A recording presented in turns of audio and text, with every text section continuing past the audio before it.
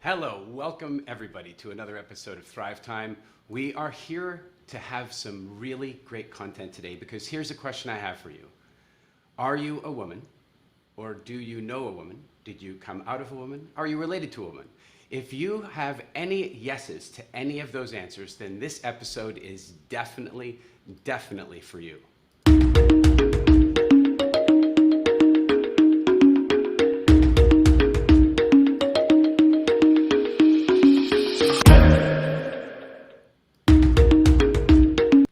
All right, so here we are back again with Thrive Time, and I'm very interested in this topic because frankly, one of the things I've been wondering a lot about my entire life, okay, pretty much from 13, I've been wondering a lot about women. I've been wondering a lot about them, but more than that, over the last couple of years, what's happened for me is as WildFit has taken off and grown all around the world, I have really had the opportunity to meet and talk with and get to know a lot of different women around the world facing a variety of different health challenges, which I frankly am ill-equipped to deal with sometimes. And so it's really been a privilege of mine to meet some experts in that field. And today is absolutely no exception. We are going to have a real treat today because our guest really knows her stuff. And I want to introduce you to her right now.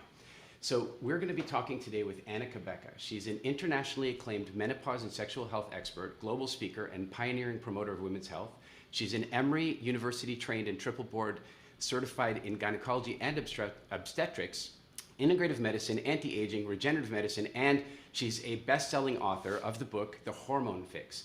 So I am absolutely thrilled to welcome her to the show today. Anna, please say hello. Hello. Great to be here with you, Eric. Thanks so much for having me. You know, I meant everything that I said earlier. I really, you know, one of the things that we've seen a great deal through WildFit is, you know, when we first started WildFit, it was largely something that we were doing for our business clients, and because it was something we really offered at our business freedom programs, and that was basically the only way people could find their way to WildFit. And so at that stage, we were probably 60% men and 40% women as clientele for the first several years.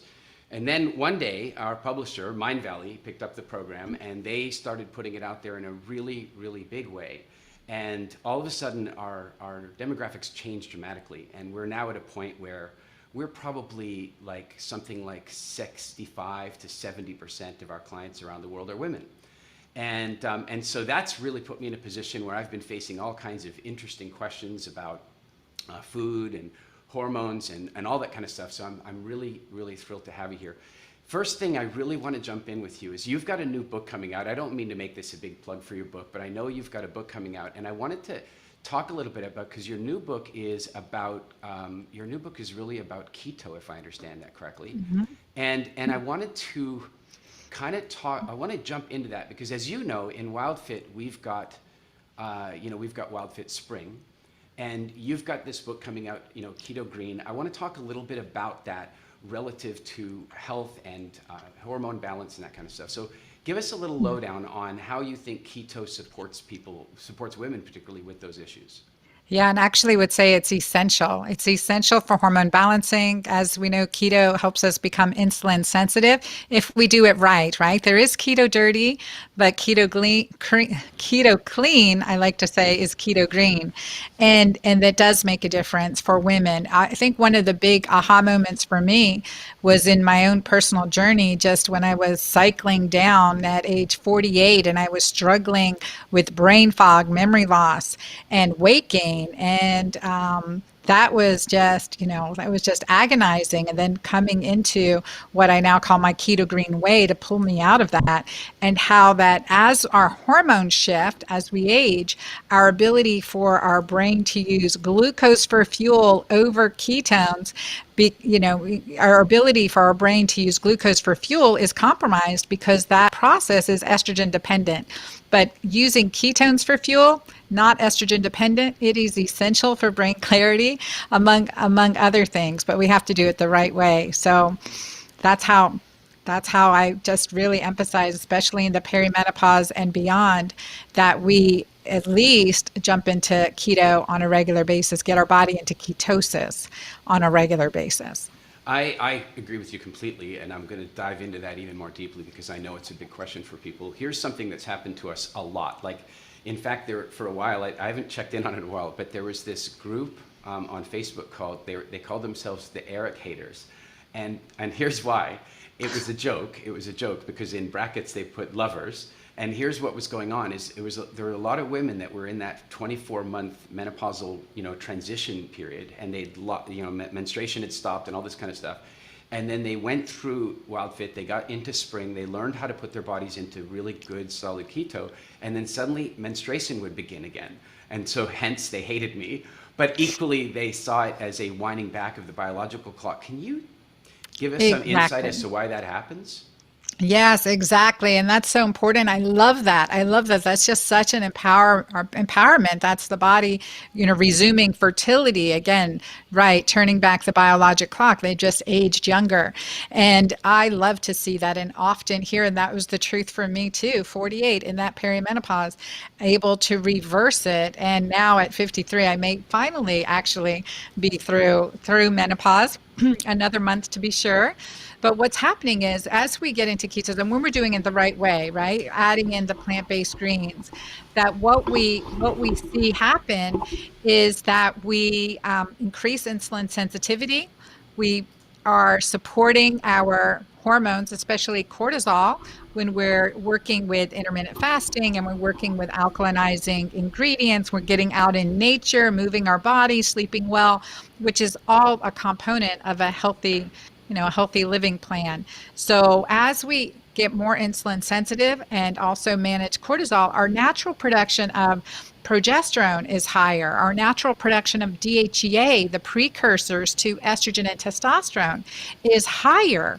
And we see that in lab values. We see that beautiful rejuvenation. Those numbers just are illustrating this rejuvenation process in full swing. That's actually very much the way we've explained it, is that it is almost like a reversing of aging at that point because the hormones start to come in balance. Let's talk a little bit about something else you said that really intrigued me. I don't know your definitions of keto clean and keto dirty. I think I can guess, but I'd love to hear your side of that. Well, definitely, because often we think of, a ketogenic diet as the bacon and butter diet and processed foods, and you can certainly do hot dogs and Velveeta and get into keto, be ketogenic and get into ketosis. But that is not healthy because we always want to think, how are we nourishing our body, right? It's not just about feeding our body, getting fed. It's about nourishing our body.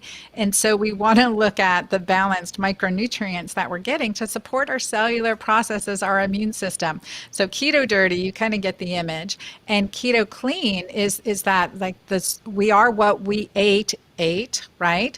So did that receive antibiotics? Was that injected with hormones? And women, look, we want to rely on our own hormone production.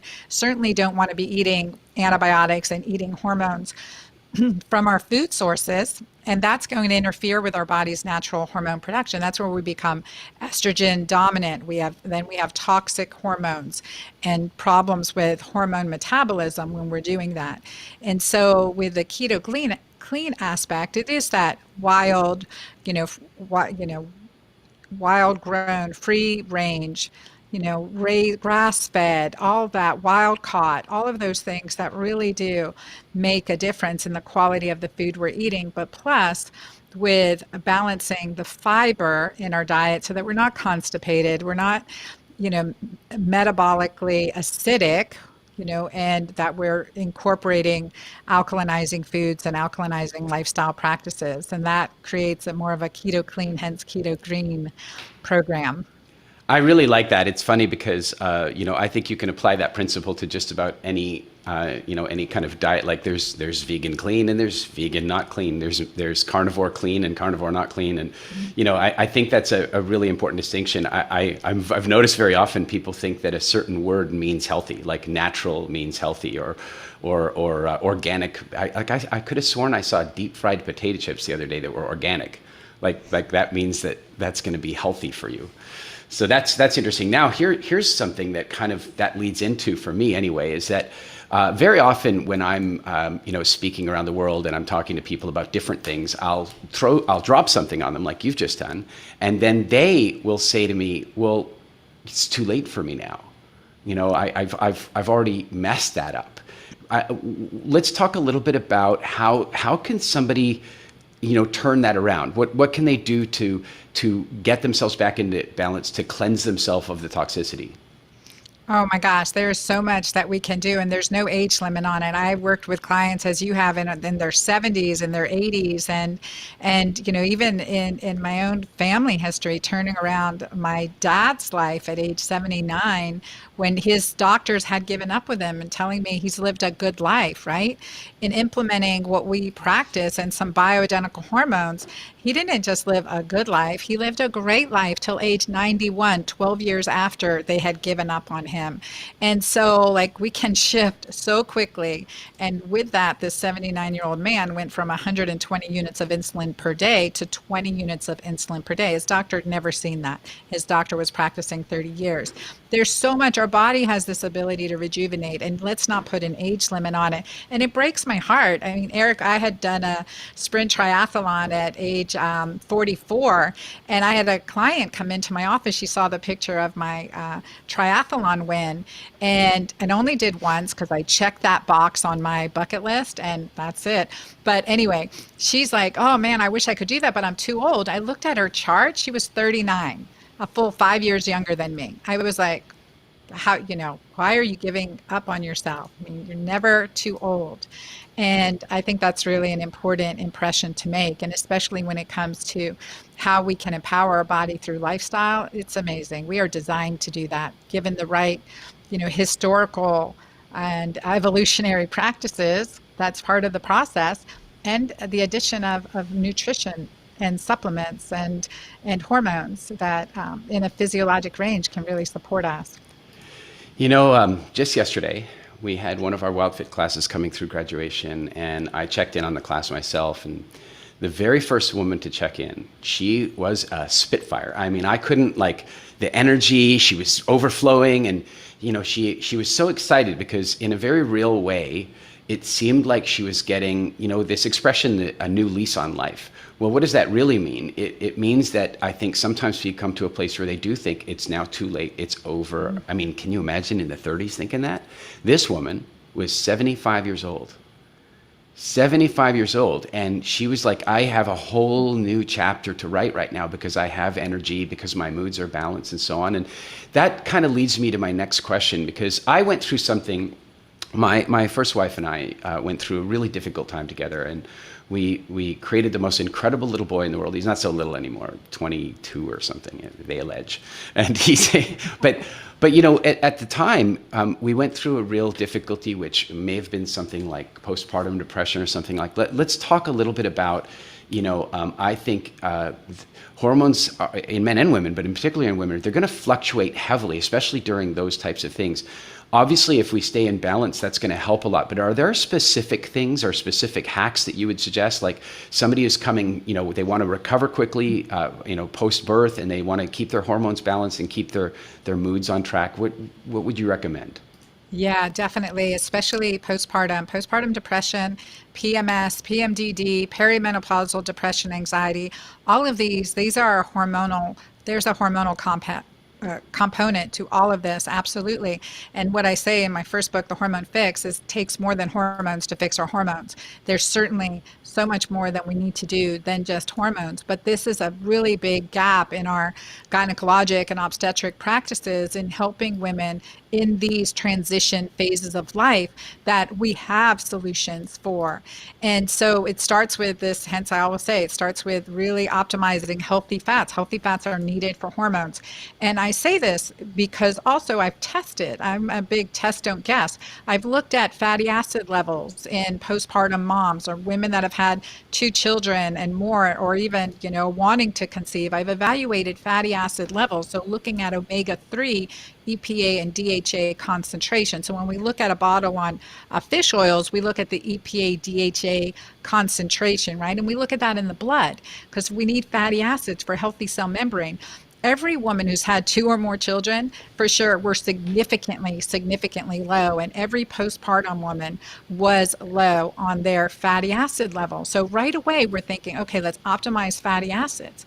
So through, wild caught salmon, through oysters, really big on raw oysters in the Southeast here. So then it's a superfood, right? And then supplementation with clean fish oil sources that have been tested and cleared of any mercury toxicity. That's a really big improvement. So fish oils are really important.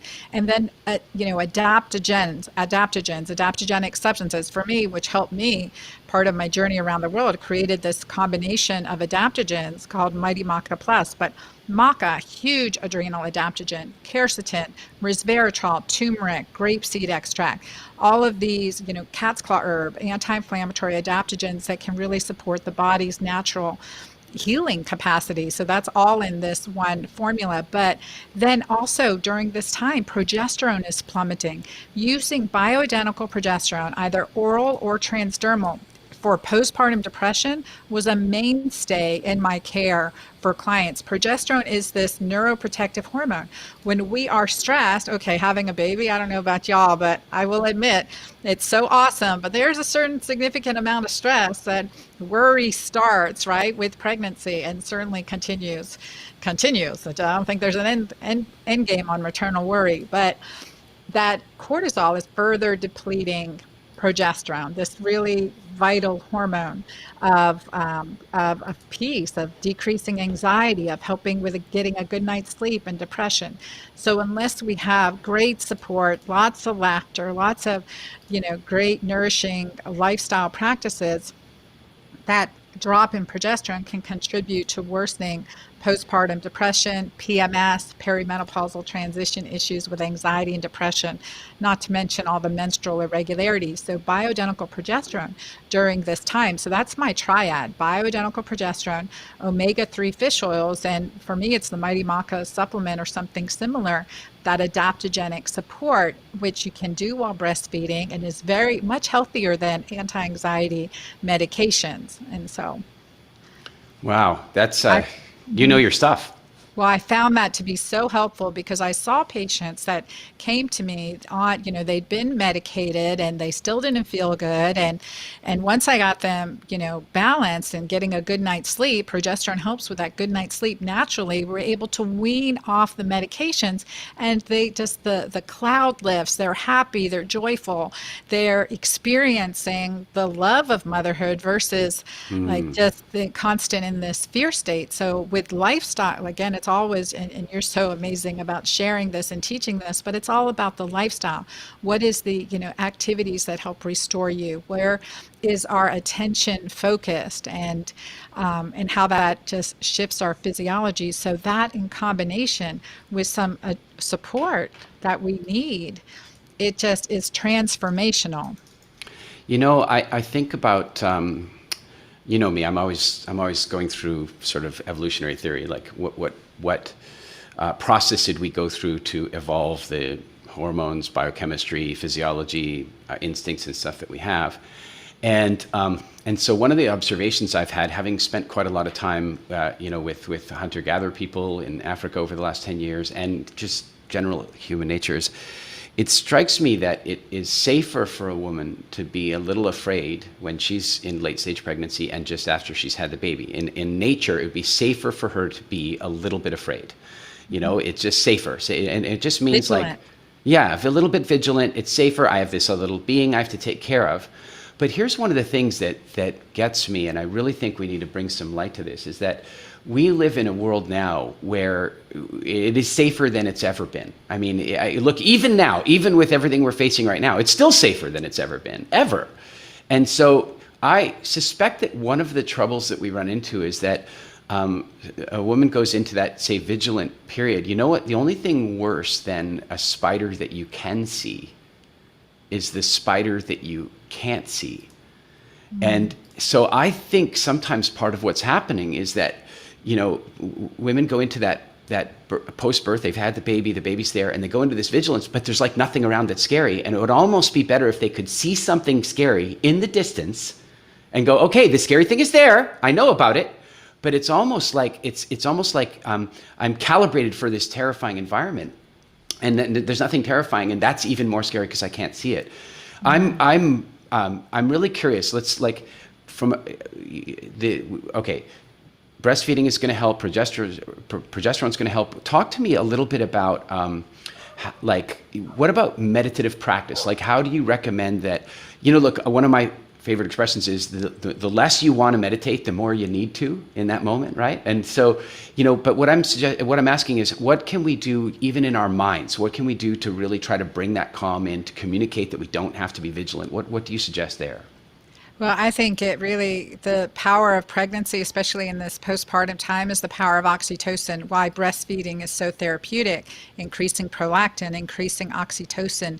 These are calming hormones, the most alkalinizing hormones to our body. Oxytocin is the most alkalinizing hormone in our body, that hormone of love, bonding, and connection that attaches us to this newborn. And every time we nurse, we're, just continuing this attachment, just the hormone. It's the hormone of childbirth, oxytocin. So there's that evolutionary reason for oxytocin. So continuing with increasing oxytocin, increasing habits like meditating. Meditating is essential on the positive, on the good, gratitude, joy, compassion, increases oxytocin. So even in this stage, especially in this postpartum, where meditating can be, that is certainly a challenge, continues to this day, Eric. I got to work on it. You'll have to help me. Continues to be a challenge, but the practice of compassion, getting into a compassionate, heart-centered space to increase coherence and heart rate variability, that's huge. And I want to talk about heart rate variability because we're still in this postpartum conversation.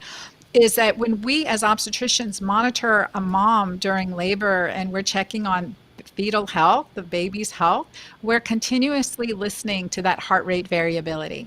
We're listening beat by beat variability. We're looking for the jagged curve. When that straightens out, that's a stressed out baby. When there is less heart rate variability, that's a stressed out baby. And, and I think, and then as obstetricians, we're like, I got to get this baby out right away. This baby is now in a traumatic time period, right? It's stressed, it's dangerous, let's get this baby out. And then we stop listening to our heart rate variability as adults. And I think especially in the postpartum, listening to the baby's heart rate, listening to the mom's heart rate, that there can create such coherence there too, that helps with our heart rate variability and helps with our recovery too. And also increases oxytocin, decreases cortisol. When cortisol goes up, oxytocin goes down. So we have to balance that out by these oxytocin building practices like meditation, like compassion, and watch that increase. And test, don't guess, right? Look at your heart rate variability. Yeah, and that's getting obviously easier and easier. We now have all the devices that can measure that for us and give us feedback on it. I want to talk a little bit about breastfeeding. It's something as you know, we've talked about it, and I talk about it a lot in the WildFit community. I'm a major fan of breastfeeding over any other way of feeding a baby when it's at all possible, of course. Mm-hmm. You've just kind of highlighted something that I don't think gets talked about enough, and I think there's a lot of discussion about how important breastfeeding is for the baby. There's a lot of discussion about that. In fact, I'll tell you how seriously I took that, is that when our little Zoe was born, little Zoe is over here somewhere, there, little Zoe. When little Zoe was born, Elise was having difficulty with milk production.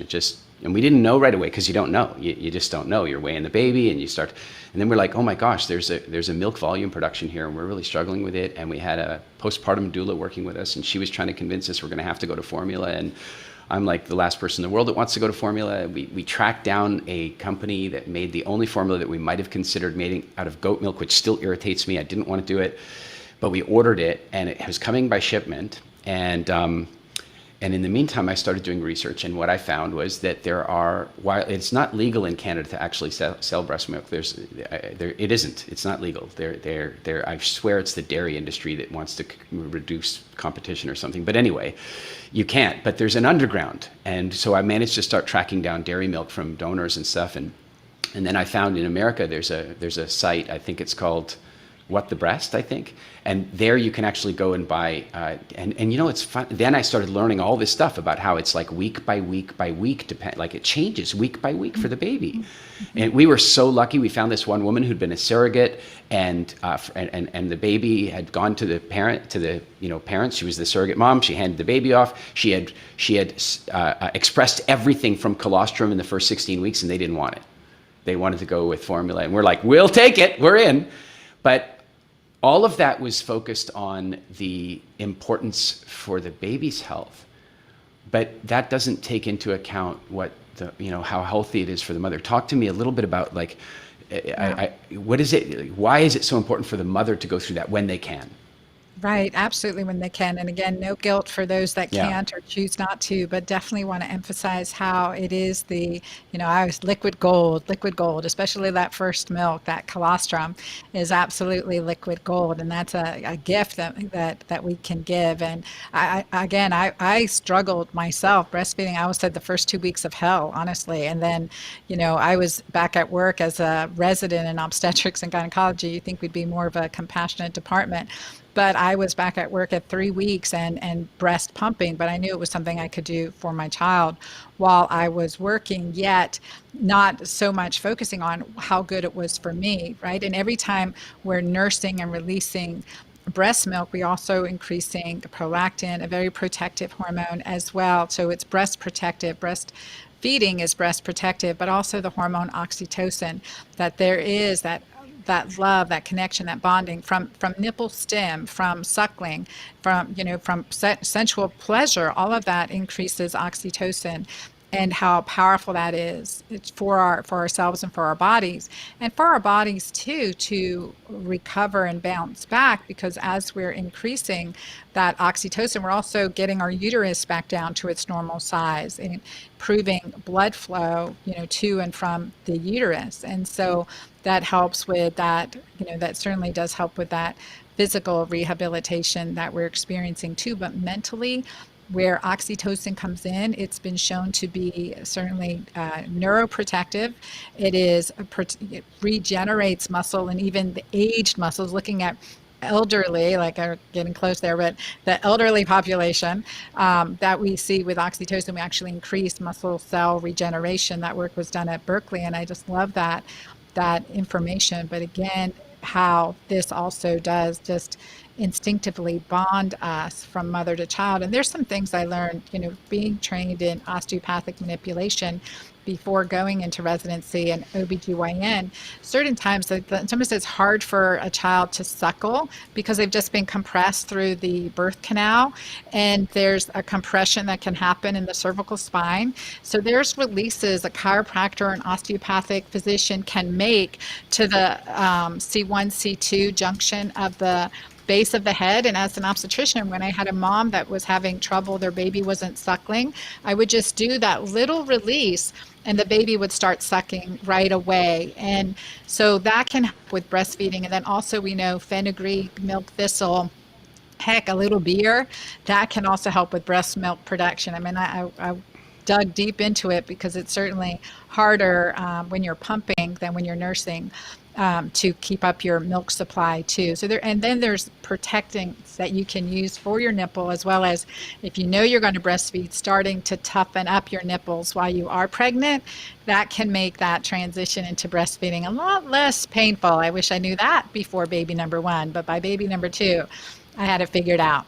It's funny you remind me about the beer. We had our postpartum doula, who's now a total family friend and will be part of our family forever. But Sam, I remember one night we're going out. She goes, I'm like, what do you mean we're going out? We're going out for a Guinness. Elise needs a Guinness. And so I have the baby strapped on. We're in Halifax, Nova Scotia. It's cold. And we went out to this pub. And of course, because the baby's not allowed in the pub, because it might drink. And so I have to stand out in the cold with the baby while they're having, it was just, we were definitely going for the beer model there. It was good. That's hysterical. I love that story. All right. So, this is such good stuff. Now I want to ask you a question about estrogen. I don't know this, but what impact does breastfeeding have on estrogen production one way or the other, if you know? I'm not 100% sure how it's really affecting as far as breastfeeding estrogen in general, just in postpartum, because we're giving so much of we need a high dose omegas, we need lots of nutrients to support breast milk production. That's very tolling on our body, but yet we're told, okay, only increase your nutrient supply while pregnant, and then what about breastfeeding? It's even more important than postpartum, again, especially the omega-3 fish oils. And all of those, we need healthy fats to produce our hormones. So I think it's downstream. The biggest effect that I see often is progesterone depletion. And of course, progesterone is needed to make estrogen, testosterone, DHEA, cortisol, and so many of our other hormones. So when we get that depletion, we're naturally going to see a decrease in others. But building it back up through adrenal management, adrenal stress, increasing your oxytocin, loving the moment, being very present in the moment, that will naturally increase our hormones. But because breastfeeding in the postpartum is a natural contraception, we see decline, just decreased levels of our reproductive hormones across the board. Okay, so here's why I'm asking that question, and it kind of comes to, it's like traditionally women would have 8 to 10 children in their lifetime. That was normal. Right? Even today in many of the less educated, more traditional African countries or African cultures, we still see a lot of that. In fact, funny enough, all these people are out there railing against Bill Gates trying to reduce the population with vaccines. And of course, what he really means by that is that one of the reasons those families have 8 to 10 children is because they need to have children that survive into their retirement because they don't have pension plans and stuff. And so the reason they have that many children is that children don't make it through childhood very frequently. There's an 80% infant mortality, and it's tough after that. Starvation, disease, war. And so they have a culture of having too many children. And so his real issue is if you bring education, vaccination, nutrition into those places, then people no longer need to have 8 to 10 children. They stop doing that. And it's proven. It works. But now let's talk about the impact. There's something I've been curious about for a long time, and that is that when the pill was first invented, it was invented oddly by a Catholic guy. And he tried to have it approved by the Pope. But as you can imagine, the Pope wasn't very excited about the idea. They pitched it to the Pope as kind of it was menstrual regulation. It was like a woman has a right to a 28-day cycle, and so that's what the pill is all about. And of course, the side effect of it being birth control was irrelevant. The Pope came apparently this close, but in the end didn't allow it. Now, this all got me thinking a little bit about if a woman has 8 to 10 children in her life normally, then that means she's going to have the first one within her first couple of ovulations. Then she's going to be pregnant for 9 months. Then she's going to breastfeed. And without all the influences of weird food hormones and weird light and electricity, typically women don't return to menstruation while they're breastfeeding. I know it does happen a lot now, but in a natural environment, apparently it doesn't. So that means she's basically going to have like a 2.5-year break from menstruation. And she's going to have that 10 times in her life. Now we have women that are having a 28-day cycle, 12 of them a year, constantly over because they only have 1 or 2 children or none.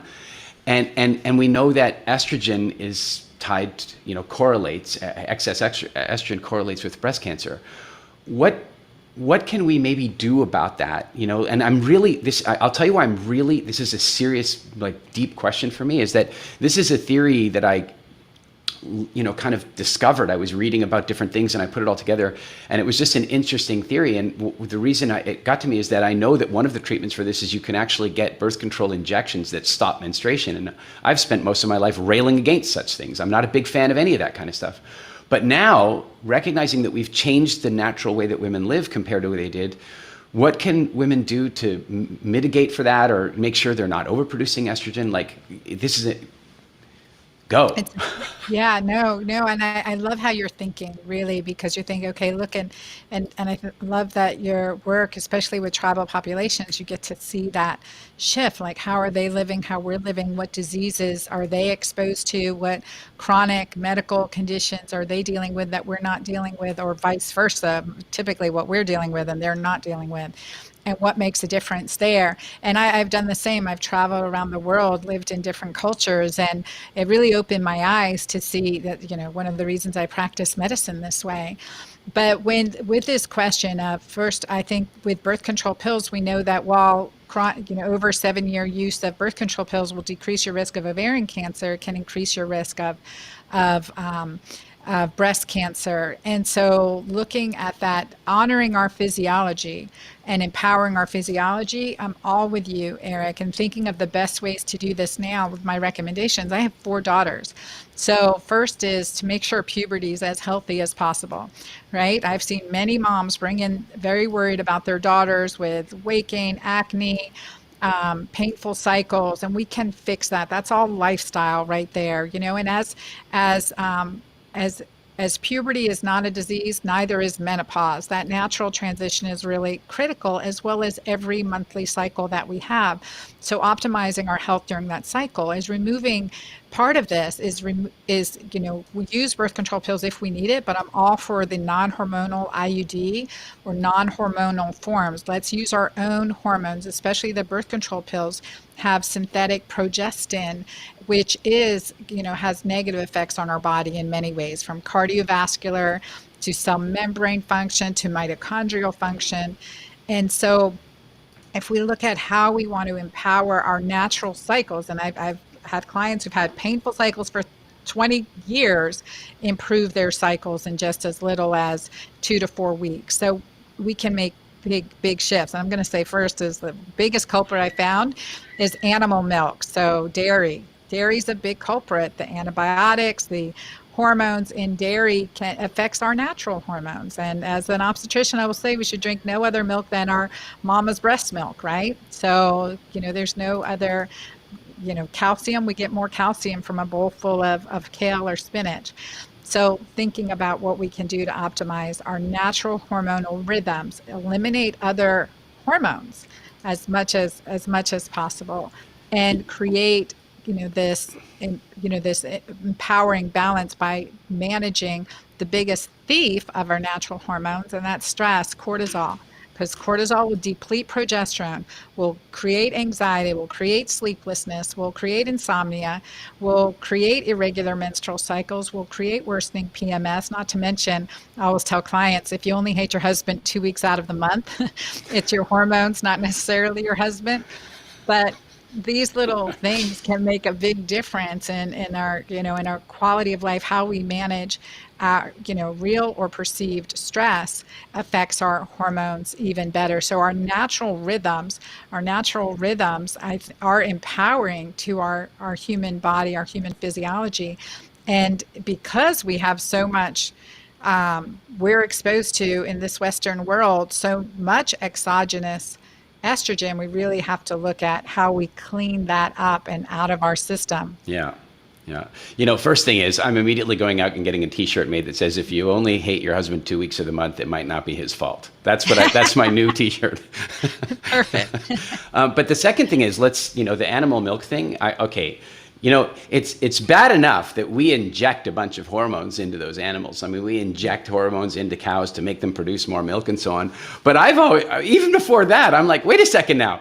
That cow is making a bunch of bovine hormones designed to help the baby grow 1,000 pounds in the first year. I'm thinking, does that make sense? And I'm looking at this going, now we're hearing about girls that are getting their first period at 11 years old. Their boobs are starting to grow at 9 and their breasts are growing early. And it's like, like hormones, I don't know how, I don't think people get it, but it's almost like they're like software and they're going in like, and if it's the wrong software for the wrong computer, it's going to mess things up.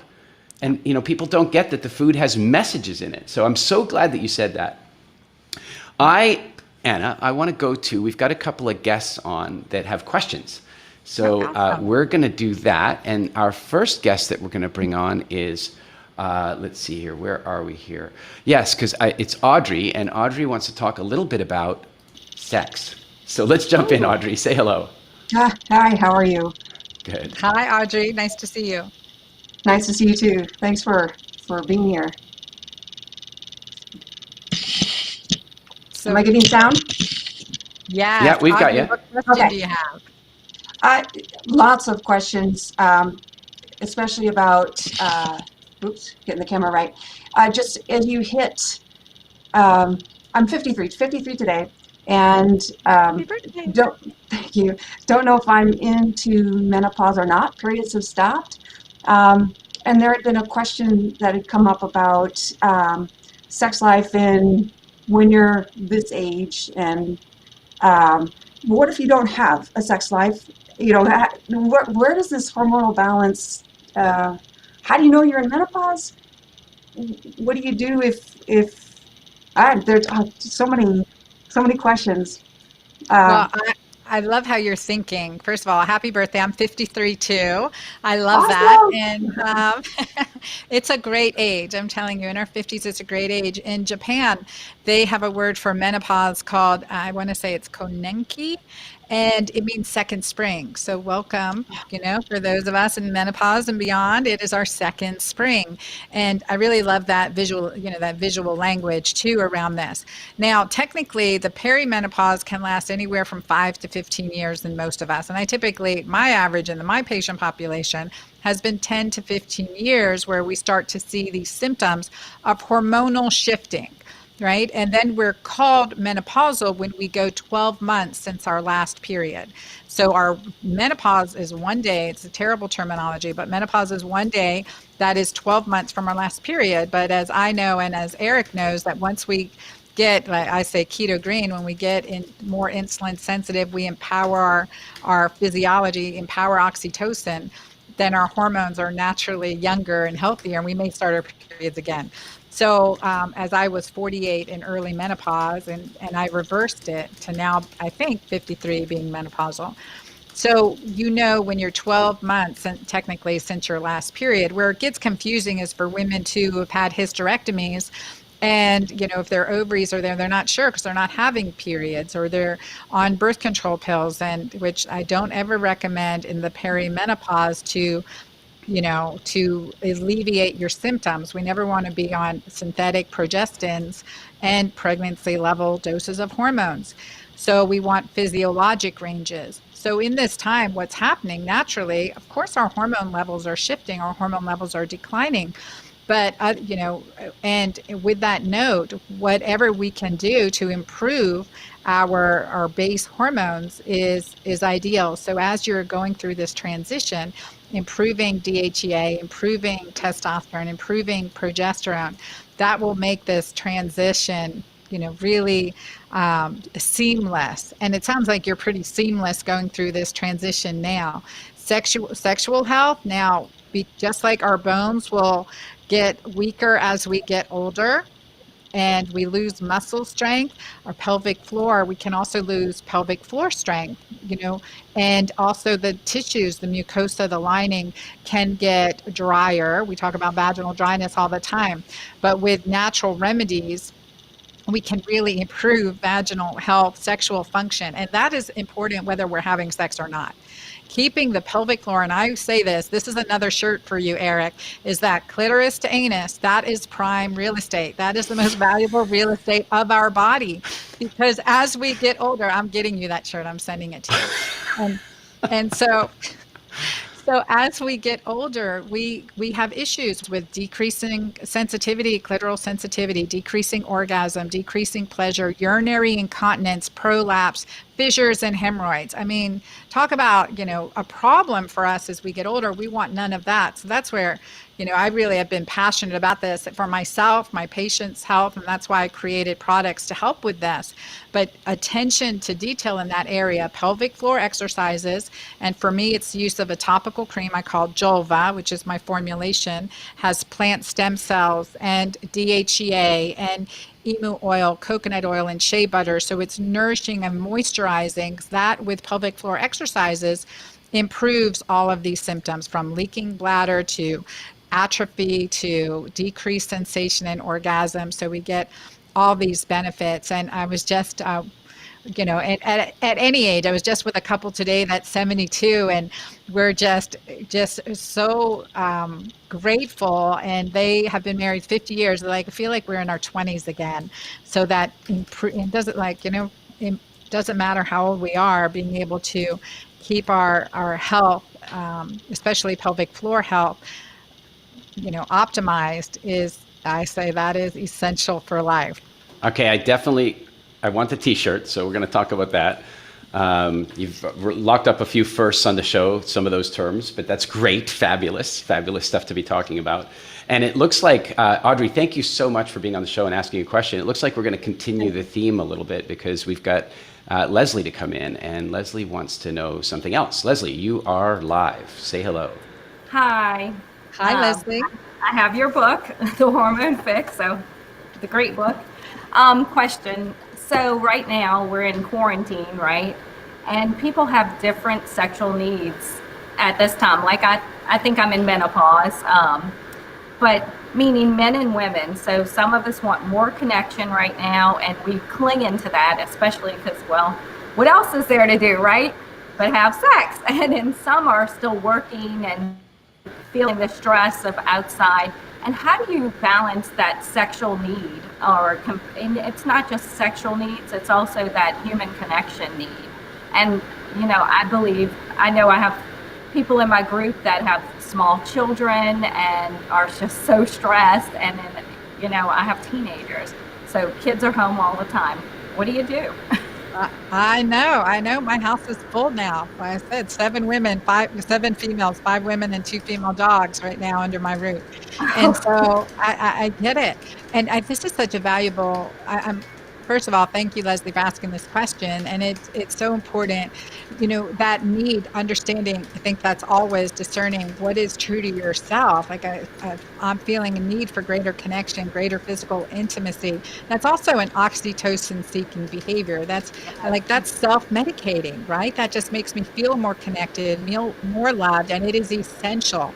So communicating that, the more, like I say to I have a whole program called Sexual CPR. I talk about that a little in the Hormone Fix, but a very holistic program. And I teach 2 secrets for men and women to know about each other.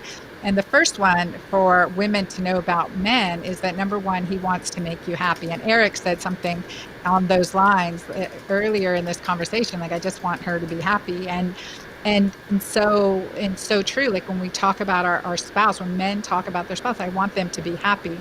So as women, it's our responsibility to communicate what makes us happy, whether it's in the physical intimacy, it's taking out the trash, it's picking up your, not leaving dirty clothes on the floor. I mean, seriously, I've been there. So what makes you happy, and focusing on what makes you happy. Like I love it, and the positives always, right? Like I'm joking about not really about the trash and the dirty laundry, but it just makes me so happy when you brought me coffee this morning, and focusing on that language for men.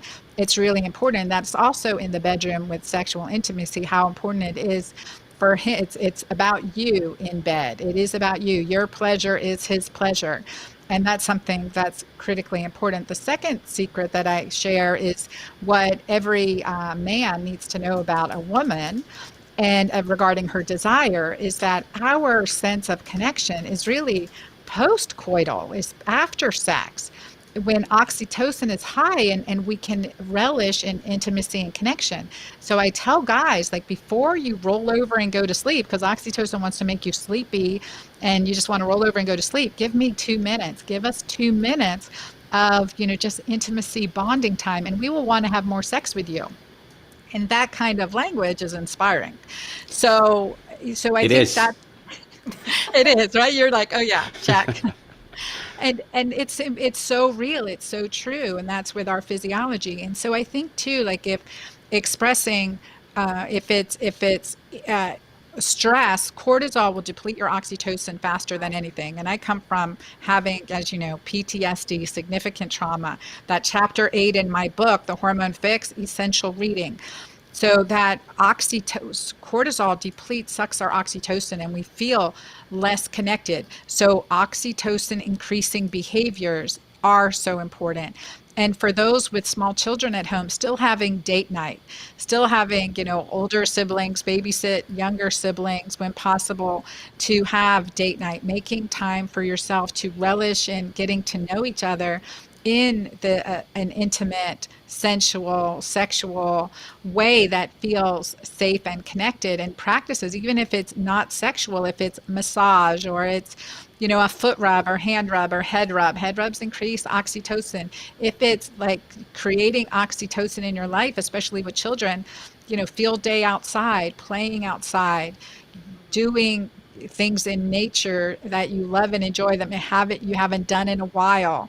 Laughing full out, just having fun increases oxytocin. And so it's these oxytocin seeking behaviors that really pull us through these types of traumas. Very, I saw, sorry, go ahead, Leslie. oh, I saw you posted something about karaoke on your blog or something. So you can increase oxytocin by singing and dancing and just that kind of thing? Because I didn't Absolutely. realize that. Okay.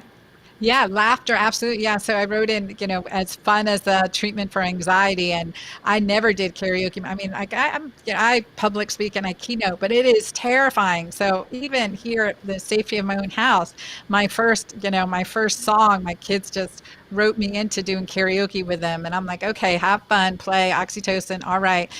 Totally had a blast, had the best time, and we ended up fully clothed in our pool later. So we were just having it was so much fun, Leslie. And exactly, anything that brings you laughter, brings you pleasure, brings you joy, those are things that definitely increase oxytocin. Thank you. Thank you so much. Wow, You are really. welcome. Thank you, Leslie. Thanks for being on the show. Thank you. Anna, really, really solid stuff. I love the absolute practicality of it, and the personal responsibility of it. I think a lot of times what's happening these days is that we, men and women, when this stuff starts to happen, I mean, men have their own hormonal issues that are going on after 40 years old, right? And it's almost like I hear a lot of people saying, well, it's happening to me, and then now I have to go and get intervention to deal with that, when there are a plethora of things that I can do personally. It's funny you talk about, like a head massage or something like that. What's really interesting is the same thing happens for men, of course. I always, I have this like joke when women are concerned, say with infidelity, for example, they think it's, a particular dress or outfit that's the problem. And really what the problem sometimes can be is you've stopped laughing at his jokes. His stories aren't interesting for you anymore. And then he goes off and gets a haircut, and the woman cutting his hair is touching his head and touching his hair. And then she asks him what he does for a living, and he tells her one of his stupid, tired old jokes. But she laughs, and the sound of her laughter is like men's second favorite sound in the world. And so it's like, all of a sudden he starts producing testosterone. There are ways for us to work on generating our hormones correctly if we take responsibility and we're proactive through many of the things you're talking about. Get your diet straight, don't be putting the garbage in, and I think it's very, very valuable stuff. And it prompts a question for me. We've noticed in WildFit that the whole issue of weight gain and weight loss is just unfair to women. It is. And I mean this really, it's not a joke. It's literally like this, and I've watched it. Women put weight on more easily than men do. Women take weight off slightly more difficult. It's harder for women often. Women often, lose weight from the places they'd rather they didn't first, and from the places they wish they could last, and then put it back on in the place they want it least. And it's all backwards, right? But one of the things that we've really seen with this is that, fat has such a role in hormone production. And so when people do start, I mean, when people lose, when they release 15 or 20 or 30 pounds, there's all the other health benefits of that. But talk to me a little bit about how weight loss influences, hormone production and helps with the balancing. Yeah, definitely. Beyond confidence, right? And then I think there's so much that you've said that I want to hit on a few different points. But regarding how, fat is one of the endocrine organs. We now redefined fat as an endocrine organ. It does produce estrogen. It's responsible very much for estrogen production definitely especially as we get older. And the more fat we have, the more estrogen dominant that we can become, and that's why we tend to have more risk of endometrial cancer, et cetera, when we're overweight, when we have that issue and not enough progesterone. So that estrogen dominance is a factor. And so we lose that, we can have a shift in our hormones, and it can take a little bit to kind of recalibrate our body depending on how fast we took off that weight. So understanding that, I think that there is a natural shift to it, but the benefit is there in that we become more insulin sensitive. We have more balanced hormone within our body. And that can just be transformative. And then just with that, the self-confidence that we can gain from losing the any extra weight. And that brings me to the point of when we look outside for our answers to our health, instead of inside, we've just given our power away. And I always tell my patients, don't give me your power. This is my best recommendation. You discern what's your next right step. And believe me, I will take power if you give it to me. And I will tell you everything you need to do. But unless you buy in, that's critical. But don't give away your power over your health. And our body is just designed to heal itself and to restore.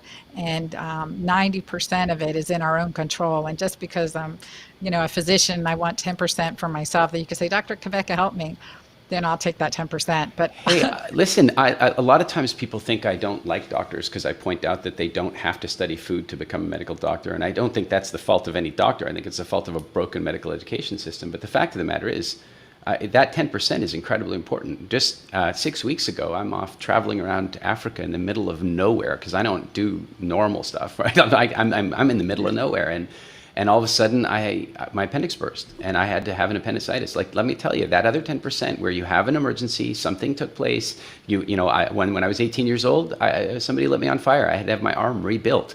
That I wasn't going to fix that with diet, but what was going to help though is having the best possible health lifestyle. And I really like what you said, is that to me, it really doesn't matter what disease you have, what injury you have.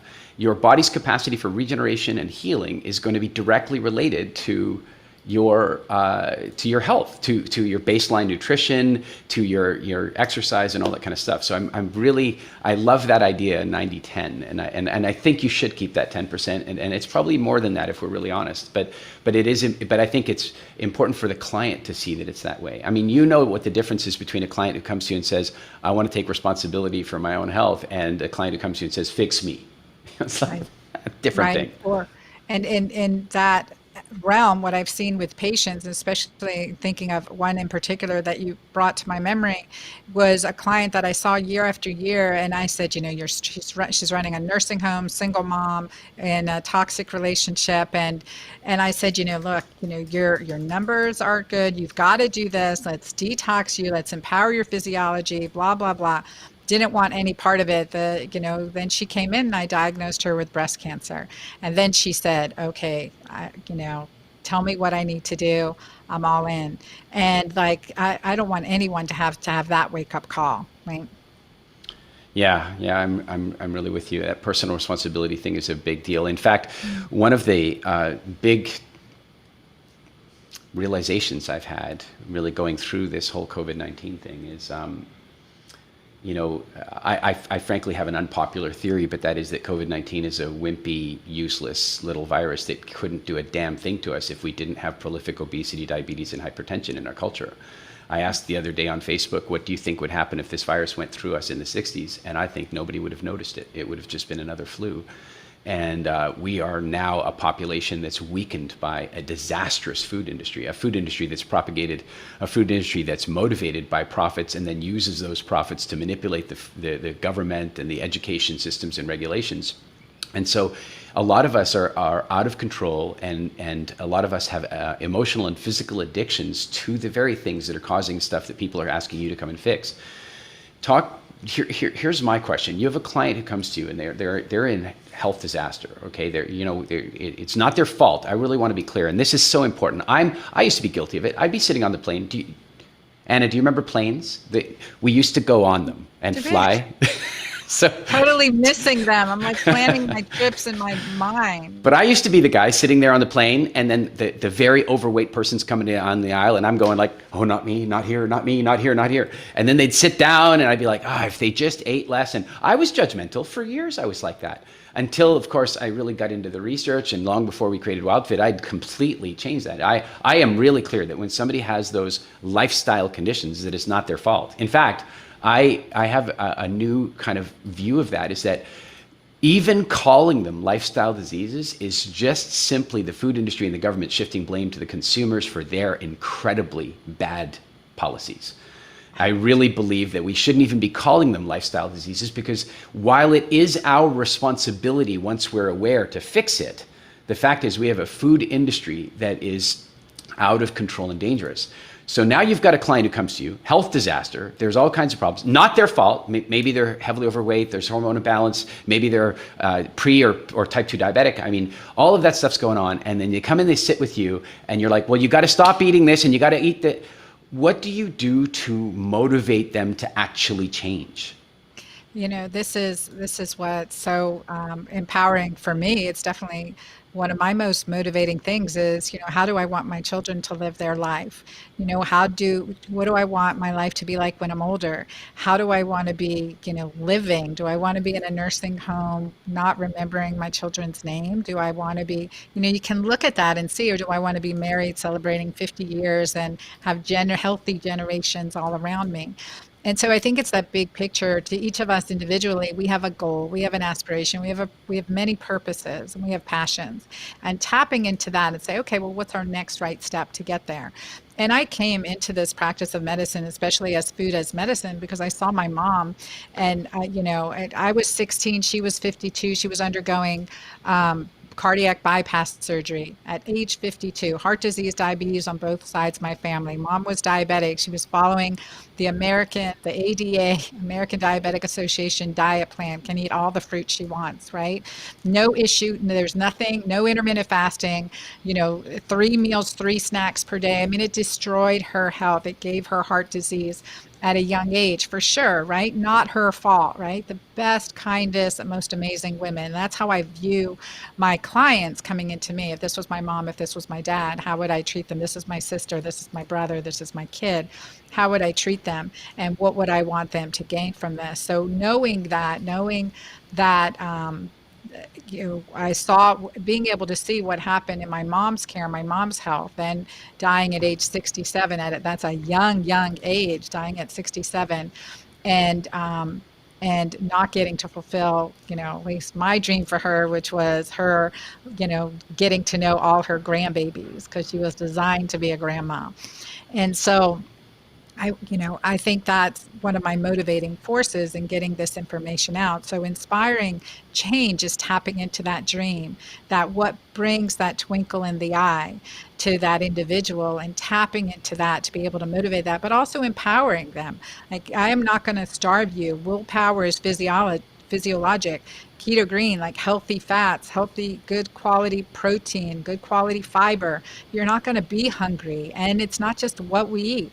Intermittent, we are designed for fasting, long periods of fasting. And I definitely want to talk to you about this, Eric, because I know you see it in many of the tribal communities, like how that looks for people, but how empowering that is for our physiology to be able to heal itself in this way. And you're 100% right.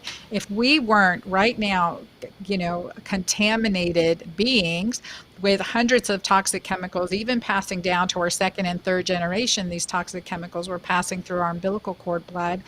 and that we are stronger, we would be a stronger, more resilient population without a doubt. So this is a wake-up call, not in the solution of a vaccine and physical distancing, so to speak. It is a wake-up call to empower our immune system to get into our native physiology that is balanced, strong, is Darwinian, is designed to help us survive.